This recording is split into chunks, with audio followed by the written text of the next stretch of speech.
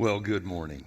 Anybody been on a road trip yet this summer? It is summertime and time for road trips. Hey, if you're joining us for the very first time for this series, we are doing an extended series called Road Trip. And the idea behind this series is that you get to know somebody in a different way, in a deeper way, if you go on a road trip with them. And Jesus spent 30 years kind of living in obscurity as a carpenter in a little town called Nazareth in northern Israel. But when he turned 30, he hit the road for about 3 years. And in those 3 years, he completely changed the world.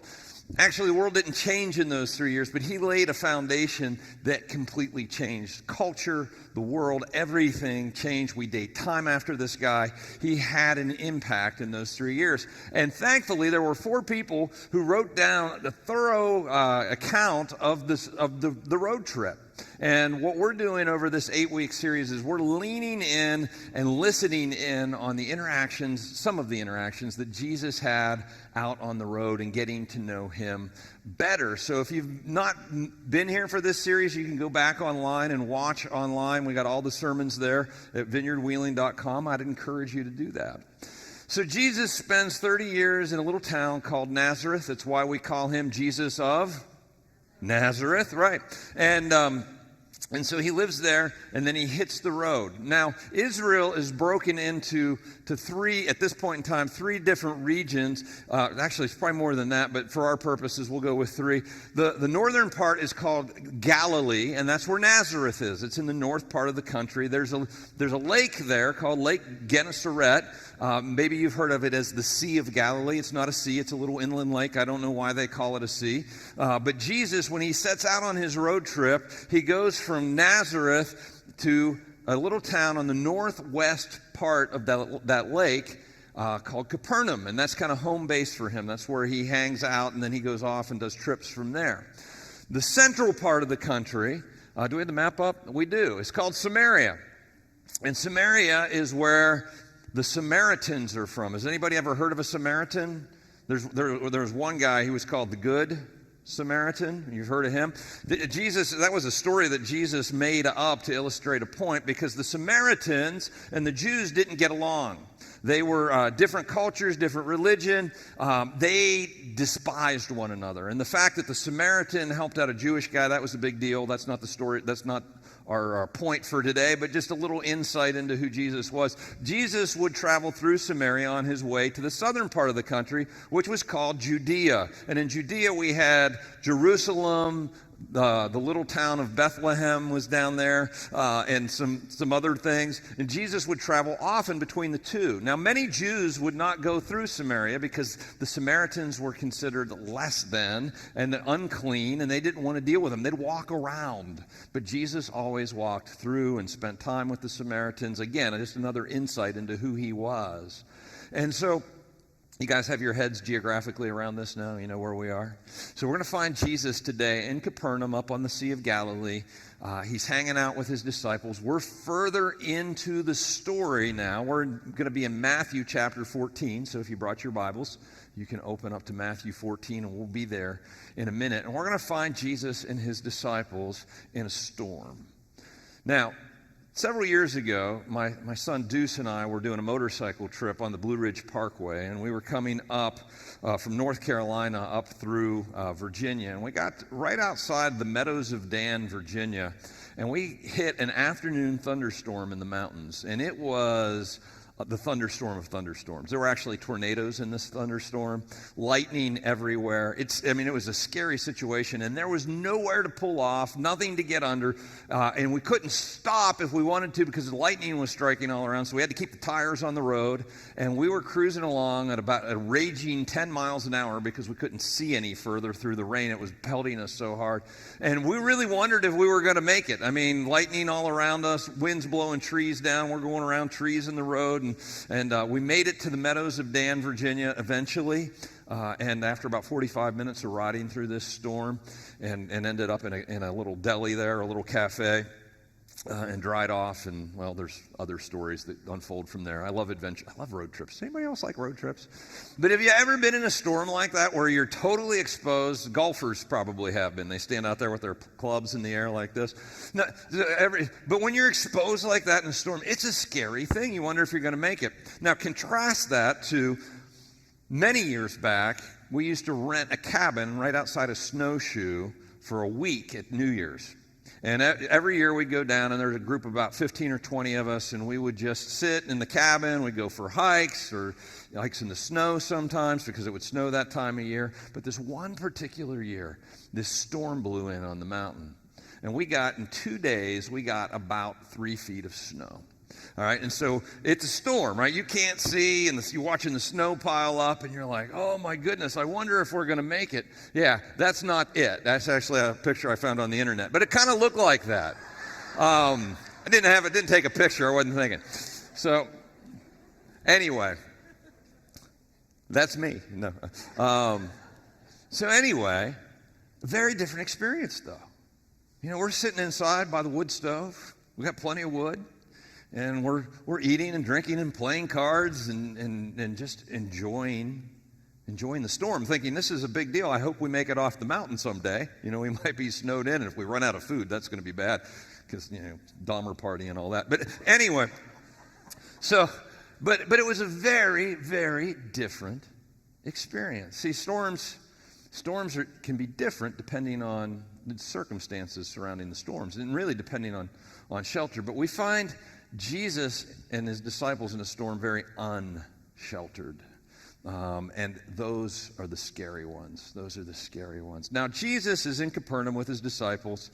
His cousin John the Baptist has been arrested by King Herod because he said a couple things that King Herod didn't like. And King Herod kept him in the dungeon. But things had transpired such that King Herod actually removed John's head from his body and put it on a platter and gave it to his stepdaughter. And this was bad news. And it gets back to Jesus in Capernaum. And Jesus is like, guys, turns to his disciples, we just need to go someplace and kind of process this, unwind a little bit. And so the disciples and Jesus get into the boat, and they head off to what the Bible calls a solitary place. And as they're heading out, you got to remember at this point in time, we're in chapter 14 of Matthew. Jesus is wildly popular. The crowds are everywhere. They want to be around Jesus.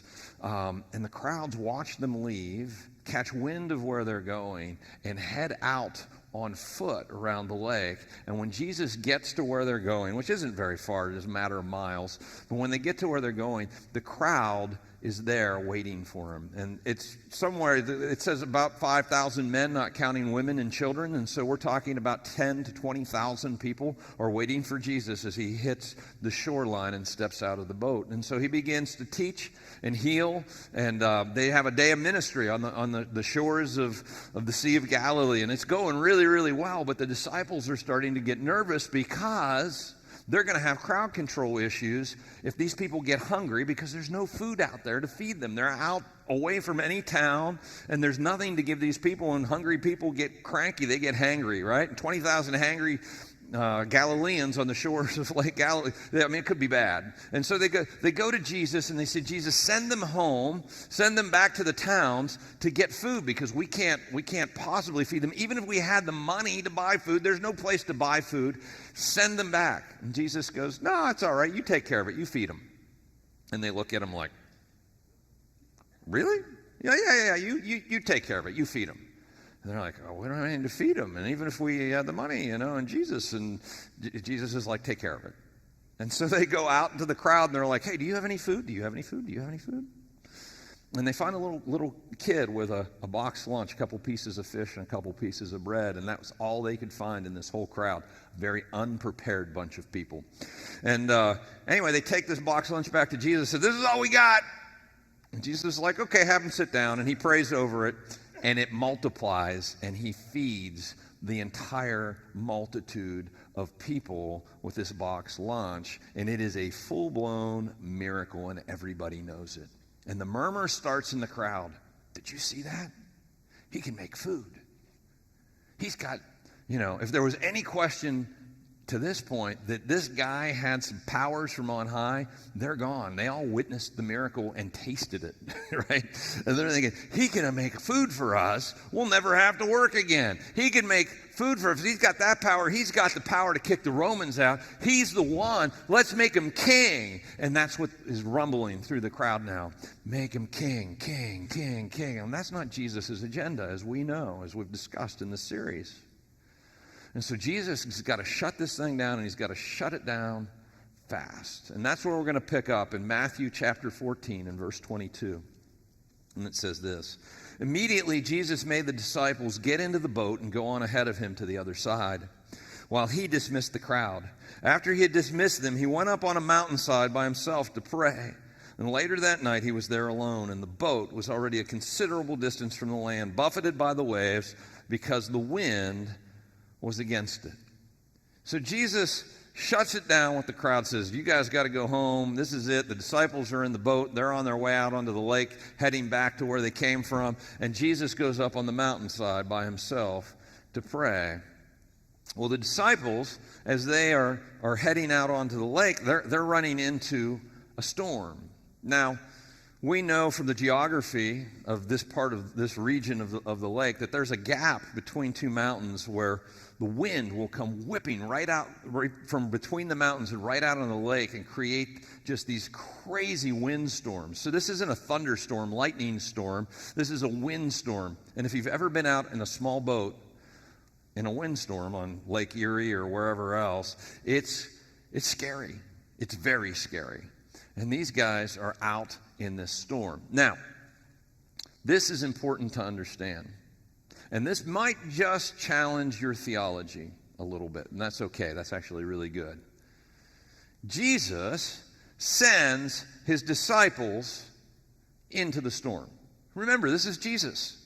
He just turned a couple pieces of fish and bread into enough food to feed thousands and thousands of people. He knew what was coming, and he sends them, puts them in a boat, and sends them straight into a storm. Now, here's why this challenges some of our theology. Because a lot of us believe that Jesus exists to keep us happy, healthy, and safe. And if you're not happy, healthy, it's called the prosperity gospel. If you're not happy, healthy, and safe, then where's God? Have you done something wrong? Is he even real? Why isn't he answering my prayer the way I want him to answer my prayer? And in reality, sometimes God will send you into a storm. Now, not every bad thing that happens in your life is a storm that he sent you into. Sometimes somebody else has done something stupid and it's run into you. It's a storm that just blew into your life. Sometimes it just is what it is, and we go through storms. It's part of living on planet Earth in a broken, fallen world. But sometimes Jesus sends us into storms, and in fact, he leverages storms in our lives to grow us spiritually and to draw us closer to him. God lets us go through storms. Sometimes he sends us into storms. But the problem is if you believe that God exists to make you happy, healthy, and safe, when the storms hit, it's going to rock your faith. And you just need to know on the front end, there's going to be storms. And in fact, as you'll see by the end of this message, God uses storms in powerful ways in our lives. Well, Jesus, the archaeologists and theologians tell us, Jesus would have, because this was not a lightning storm but a windstorm, he would have been able to see the boat from where he was on the mountain. Again, we're talking just a matter of a couple miles, and so he would have been able to see the disciples in the midst of this storm as they go on. And that brings me to my first point in this message. If you got your notes, you can pull your notes out. The points are in there.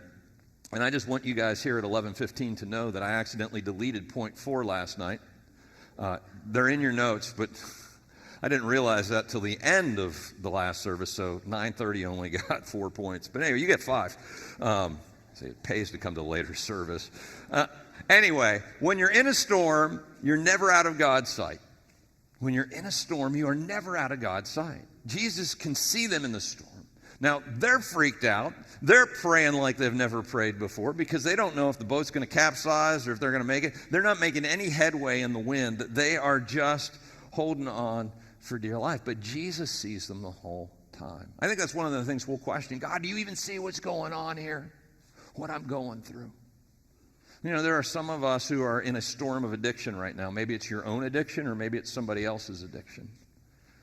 And it feels like the boat's going to capsize and you're going to go under. But Jesus sees you in the storm that you're in. Some of us have an out of control kid. And you're learning to pray like never before, and it is breaking your heart. And you are in a storm of rebellion. And God sees you. He sees what you're going through. Hang in there. Help is on the way. Some of us are dealing with health issues. Several years ago, I was battling Lyme disease. I will always manage Lyme disease in my life, but I was losing the battle. And I was wondering if I could make it through another day with a crushing headache, and with which joint was going to blow up and feel like I hit with a hammer next. And I was so tired. I was so exhausted. And I was in a health storm. Some of us are dealing with health storms. Maybe you got a diagnosis and you're like, oh my gosh, will I make it? And some of us, maybe you got a terminal diagnosis, and I can't tell you that you survived this. I can't tell you that. Only God gets to pick the day and the time that we go home. I don't know. But it's a storm, isn't it? It's a storm. God can see you. He sees what you're going through. I promise you He does.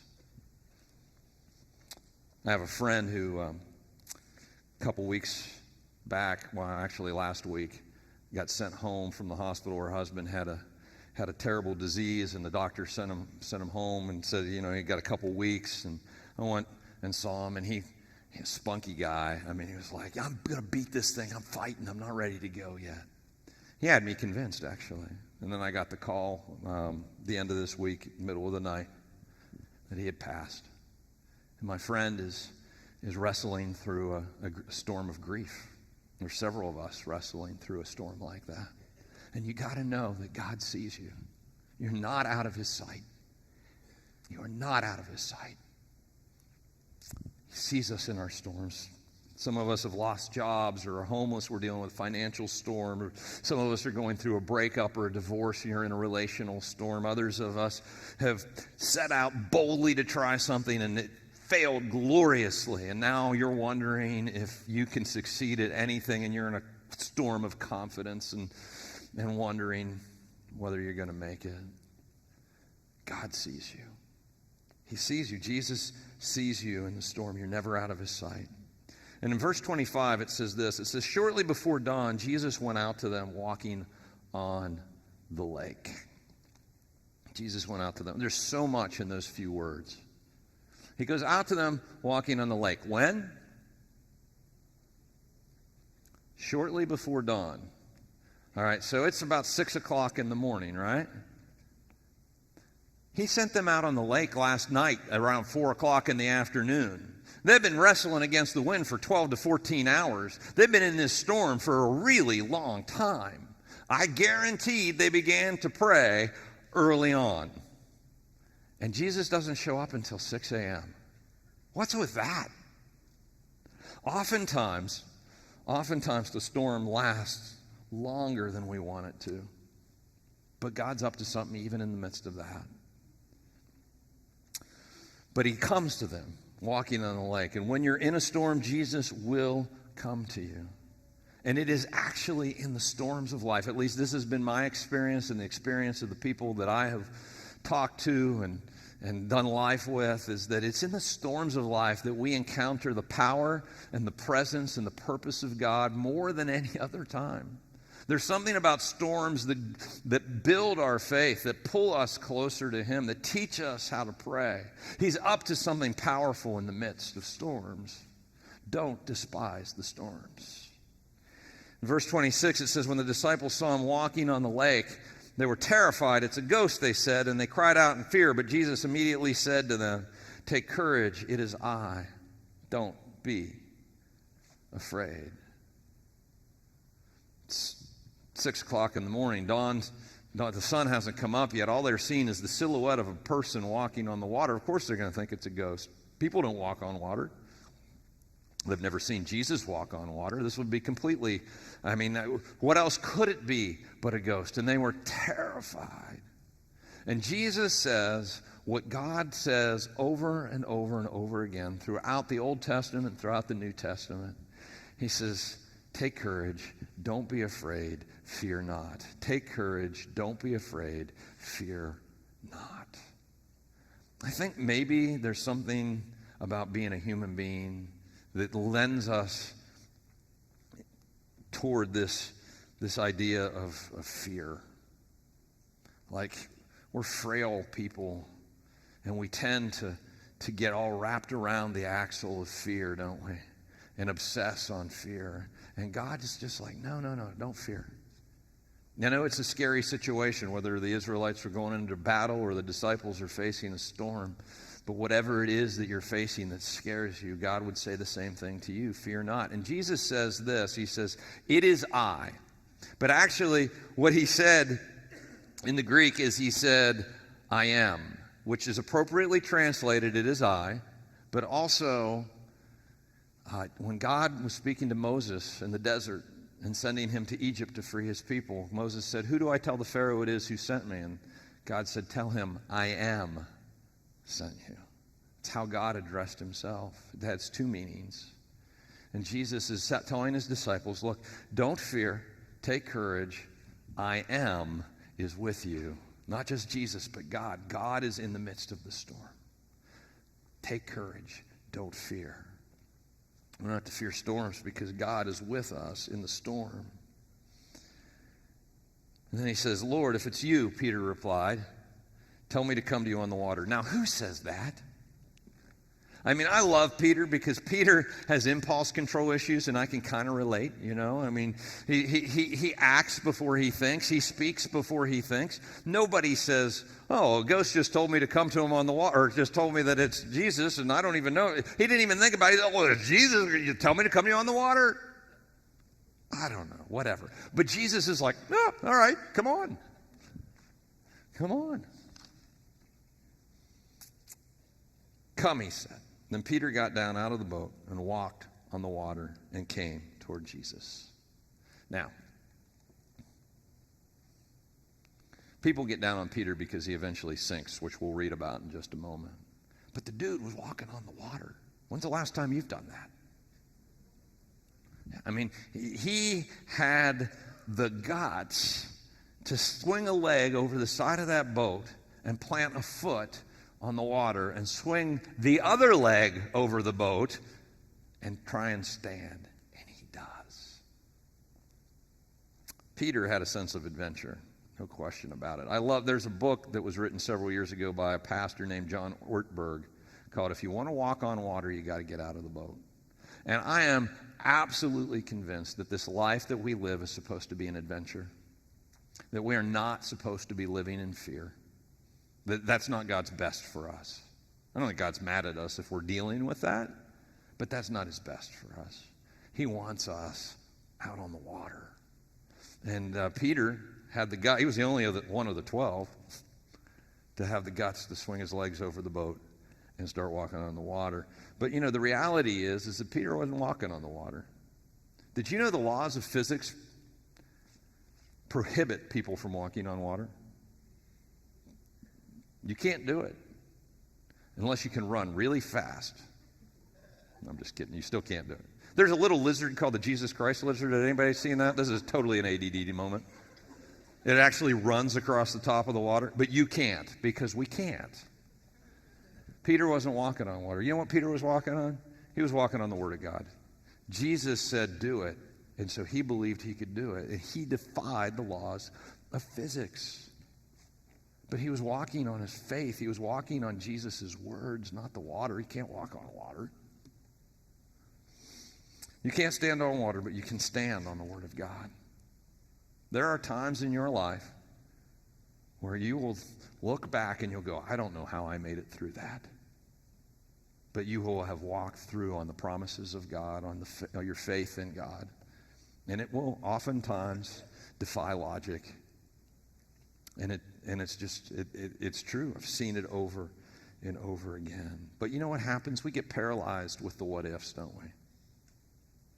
We get paralyzed with the what ifs. We get wrapped around the axle on, well, if this happened or if that happened, and we talk ourselves out of believing what God says in His Word and what He speaks into our lives. And we doubt, and doubt creeps in. And just like it did with Peter a little bit. It says when he saw the wind, he was afraid and began to sink, and he cried out, Lord, save me. See, when Peter stepped out of the boat, he was eyes locked on Jesus. He said, I can do it. I'm going to do it. And so he starts walking towards Jesus, and he's having success. And he's like, this is unbelievable. And Jesus is like, go, Peter. And the rest of the disciples are peeing their pants back in the boat. And he's walking out there, but the wind is so intense, and the waves are around him. And he takes his eyes off Jesus. He takes his focus off of Jesus, and he starts to look at the storm. And the moment he takes his focus from Jesus and puts it on the storm, he begins to sink. See, what you focus on will determine where you end up ultimately. And there are a lot of times when we end up in a storm that we focus on the storm, don't we? And that's where the fear gets a grip in our hearts. That's where we start to obsess about, well, if this happens, and what if this, and what if this, and what if this? And we think about it. We get into these cyclical patterns of thinking about the storm. And Jesus is like, eyes right here. Come on. Come on. Makes all the difference in the world. What you focus on will determine where you end up. It says, immediately Jesus reached out his hand and caught him. You of little faith, he said, why did you doubt? I love this line. I love this part of the story. Because Peter wasn't perfect. Can you relate? Thanks, Vicky. I know you can. Vicky's not perfect. The rest of you are all perfect. I love that. It makes pastoring so easy.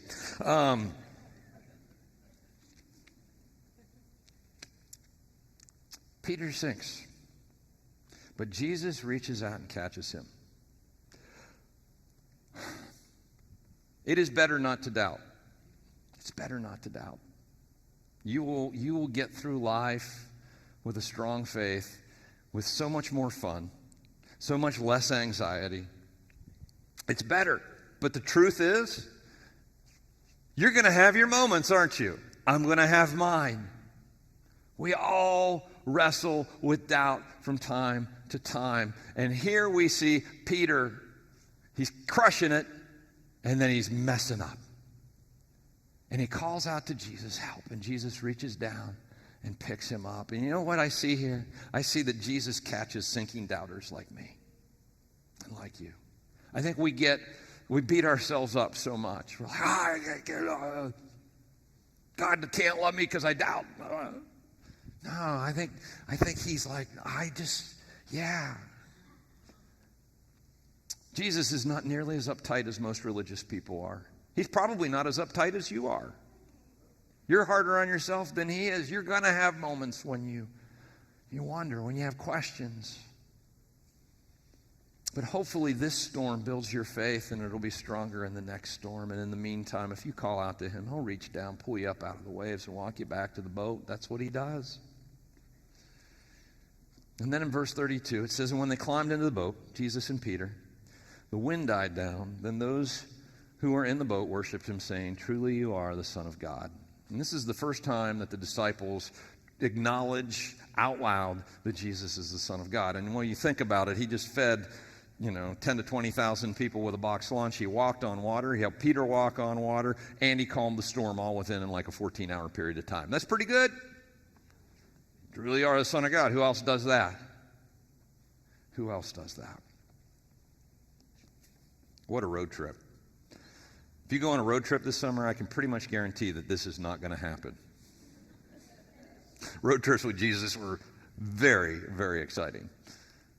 Last week, Jen shared a rock climbing analogy, and rock climbing is a phenomenon. There's so many parallels between rock climbing and faith. It makes for great analogies when you're preaching, but Jen has never rock climbed, so she should not share rock climbing analogies. But I have, so I will. For our purposes this morning, there are two types of rock climbing. There's rock climbing without ropes. That's called free climbing. And these are the people that climb up rock cliffs without any ropes and hope that they make it to the top. And they're crazy, and they'll eventually fall to their deaths. It's not recommended. The second kind of climbing is climbing with ropes. Now, technically, there are different types of climbing with ropes, but we're just going to go with rope climbing for now. Those ropes are tested out to 6,000 pounds, and none of you weigh 6,000 pounds. Right? So if you fall, that rope is going to catch you. I can tell you that, and I can go through all the specs and all the the science behind it and why that rope is going to catch you, and you can get that all locked in right up here, and you can know that. But when you get up on a rock and you're 500 feet off the ground on the side of a rock cliff, getting that knowledge from up here to down here is a different story. It is. I mean, it takes a while to begin to trust the rope. And do you know how you begin to trust the rope? You fall. You fall. And it catches you. And you're like, oh, okay. This is what it looks like. We have a video of it. We haven't run it yet. There we go.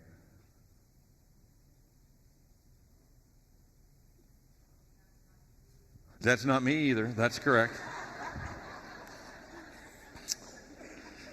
That is correct. But here's the deal.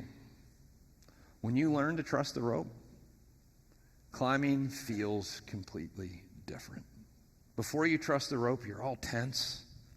You're up there at 500 feet off the ground or even 60 feet off the ground, and your muscles are all tense, and you'll get fatigued really quick. Your leg will start doing what we call sewing machine leg because you're all tensed out like that, and you're afraid to reach up and grab or leap for the next hold because if I fall, and up here, oh, it's all good. I'm not going to, the rope has got me. But in here, it's not real yet. But once it gets real in here, and it gets real by taking a fall and another fall and another fall and another fall, and pretty soon you begin to trust the rope. Guys, and it's the same way in faith and walking with God.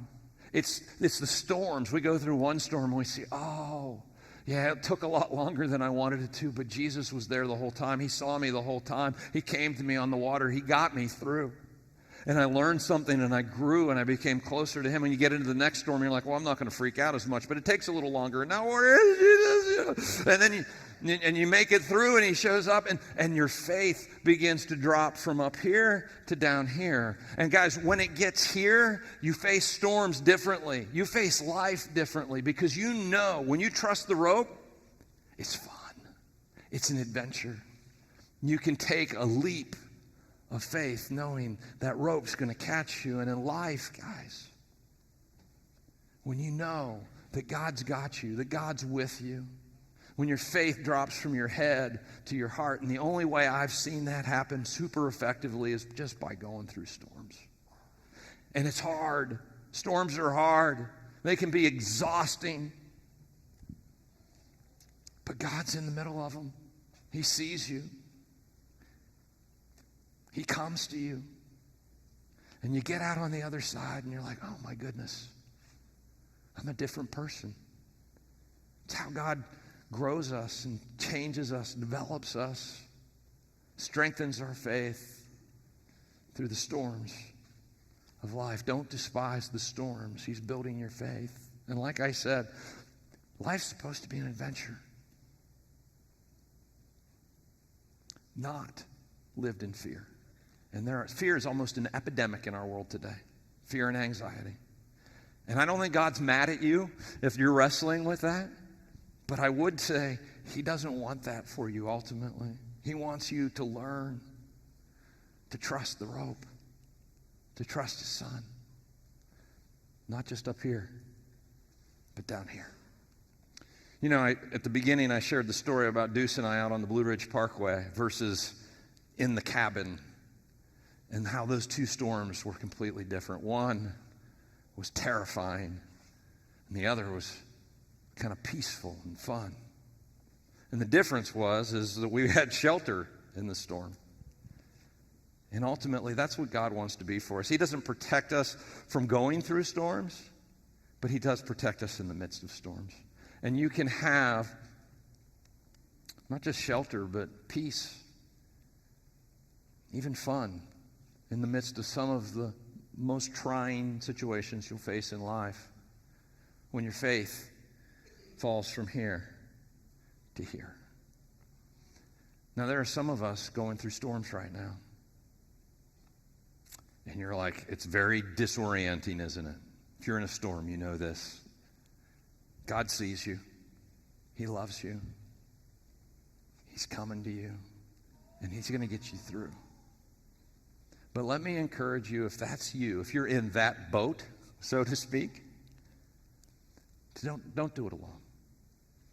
We got folks after the service in our prayer areas who would love to hear about your journey and your adventure, and maybe even the heartache along the way, and pray with you. We're not meant to do these things alone. And prayer is powerful. And there are some of us who we're not in a storm right now. Enjoy the moment. And there are some of us, you're just at the beginning of a journey of faith. And you're checking Jesus out, and you're checking church out, and you're trying to figure out what you believe.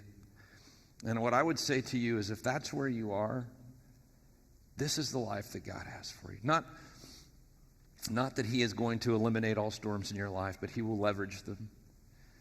And He will change the way you go through them. And He will walk with you through them. But you have to invite Him in. And so I want to invite you to do that. If you're like, yeah, I'm done with the fear, I'm done with the going alone through the storms of life, then I want you to invite Him in this morning. And that's just as simple as telling Him, I want to do life with you. And so I'm going to lead us in a prayer. So let's all close our eyes. And if that's you, you can just repeat after me in the quiet of your mind. Something along these lines. You can use your own words, but something like this. Jesus, I believe. I believe you came to earth. I believe you died for the forgiveness of my sin. And I want to follow you. I want to walk through this life with you. Come and live in my heart. Grow my faith. Make my life all that you've designed it to be. In your name, amen.